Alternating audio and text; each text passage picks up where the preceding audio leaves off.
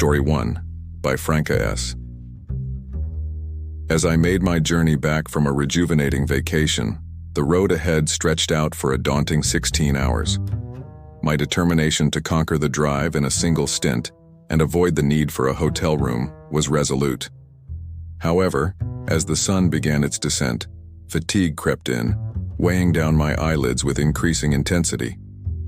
Attempting to stave off exhaustion, I resorted to snacking on the provisions I had brought along. While effective in the short term, the looming inevitability of a break became apparent. The prospect of a brief nap or surrendering to a full night's sleep became a contemplation, further complicated by the desolation of the road. Consulting the map, a distant town an hour away appeared as a potential oasis. Yet the uncertainty of a safe journey hung in the air.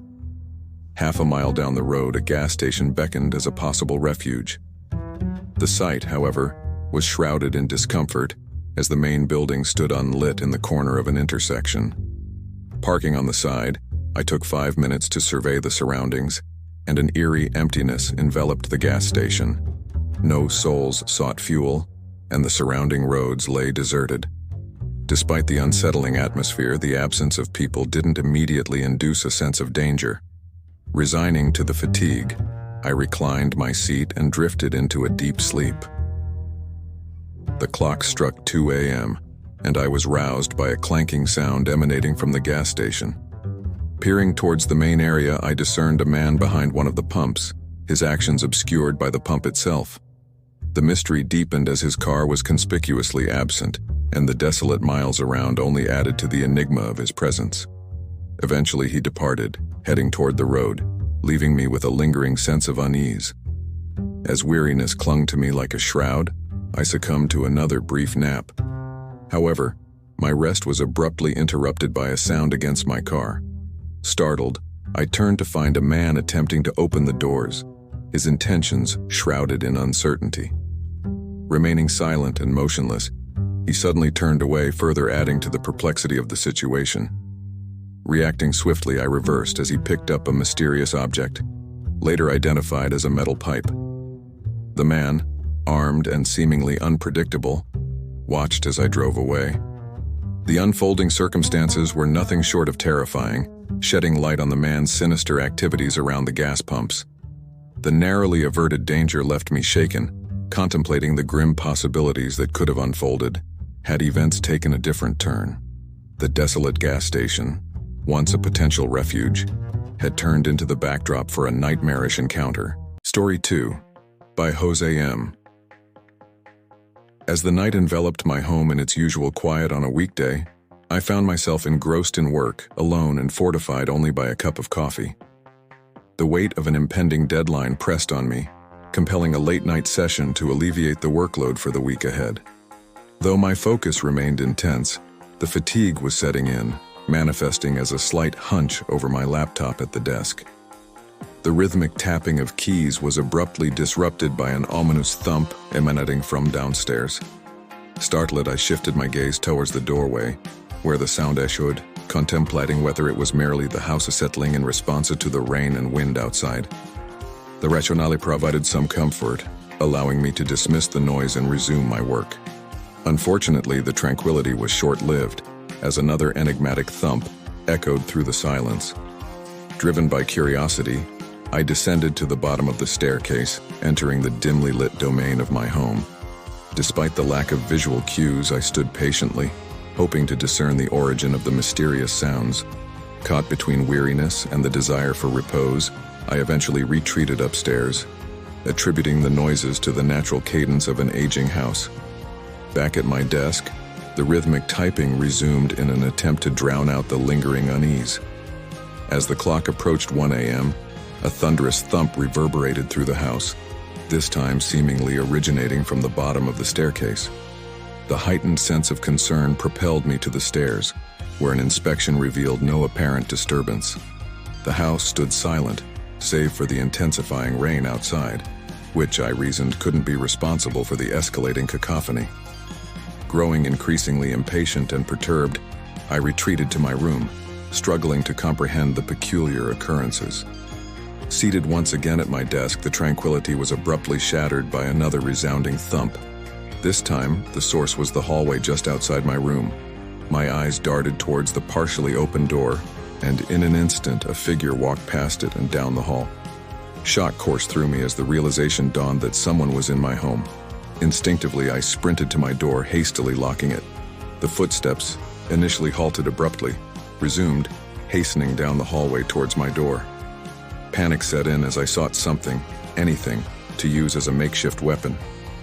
Though the idea of dialing 911 crossed my mind, the fear of an imminent threat dissuaded me from making the call. Armed with a pair of scissors, I braced myself for a potential confrontation as the mysterious figure relentlessly banged on my door. The pounding escalated, resembling an attempt to kick the door down. Tension hung thick in the air, but suddenly the assault ceased.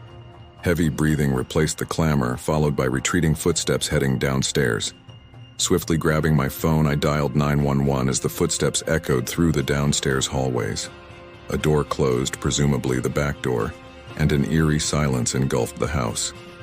The police responded promptly, arriving within a mere 2 or 3 minutes. Another scare ensued as I heard footsteps sprinting out of the house.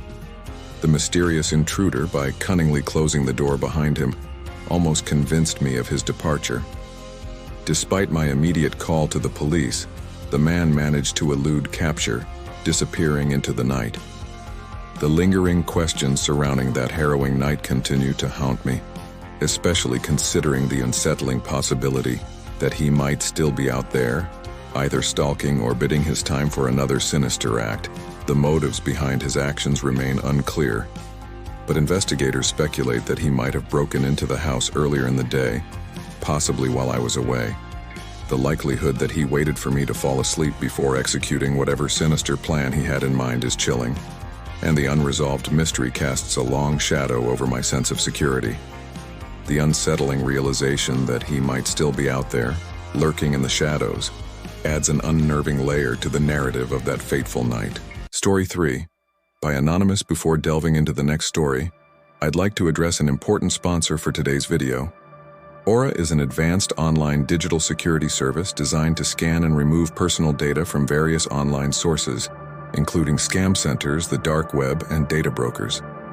In a world where personal identity and data theft are unfortunately widespread, Aura provides a crucial solution to eliminate your data from the reach of entities that profit from it. With a simple and quick registration process, Aura allows you to scan and remove your data with just a few clicks. Their continuous monitoring feature notifies you instantly of any issues that arise, ensuring swift resolution. Additionally, Aura includes a Wi-Fi encryption feature to secure all your connected devices. Personal data security is paramount, and Aura offers a free 14-day trial to discover if your data has been compromised. Visit aura.com, whisper, or scan the provided QR code to take advantage of this trial and safeguard your personal identity. Thanks to Aura for sponsoring this video and prioritizing the security of our personal data. Now, let's move on to the story. Working 4 days a week on 10 to 12-hour overnight shifts necessitated a unique sleep schedule. I had to sleep during the day and be awake at night, a routine that I maintained consistently to avoid feeling tired. However, this meant sacrificing a regular sleep pattern on my days off, as altering it usually resulted in poorer sleep quality. To adhere to my work requirements, I adopted the same schedule throughout the week, going to bed around noon and waking up at 8 p.m. A few months ago, on one of my days off, I woke up at 9 p.m., had breakfast, and engaged in some chores before heading out for a run just before midnight. This was a somewhat standard day off for me, with occasional lazy days interspersed. Living next to a forest preserve, I followed the same running path, a large loop inside the preserve, going around it multiple times until I felt satisfied. On this particular night, as I completed 2 full loops, a man suddenly appeared on the path. Initially, he seemed to be walking, but as I approached, I realized he wasn't moving. Clad in a dark sweatshirt and baggy pants, he faced my direction, following me with his head as I passed by. The strange encounter gave me an uneasy feeling, prompting me to cut the run short and head home. When I looped around again, he was gone, leaving me puzzled about his sudden disappearance. Exiting the forest, I jogged through the street to my house. Once inside, I chugged some water and settled down, only to be startled by a sound outside my front door. It was nearing 1 a.m., and nobody should have been at my house. Peering through the peephole, I recognized the man in the dark sweatshirt from the forest preserve standing on my porch. My stomach dropped as I observed him standing there, not knocking or ringing the doorbell. The eerie realization that he must have followed me home intensified my fear. Quietly dialing 911, I reported a possible stalker outside my house. The man continued to stand on the porch, glancing around without any apparent purpose. As I anxiously waited, the police arrived. Astonishingly, the man didn't flee. He acted as if nothing was wrong. Even when questioned, he provided no explanation for his presence at my house or the fact that he had followed me. Equally disturbing was the police's inability to arrest the man, as he hadn't technically done anything wrong. Although his behavior was clearly off and unsettling, it didn't meet the criteria for legal intervention. The lingering uncertainty of why he followed me and stood outside my house, coupled with his abnormal behavior, left me haunted by the possibility of something far more sinister on his mind.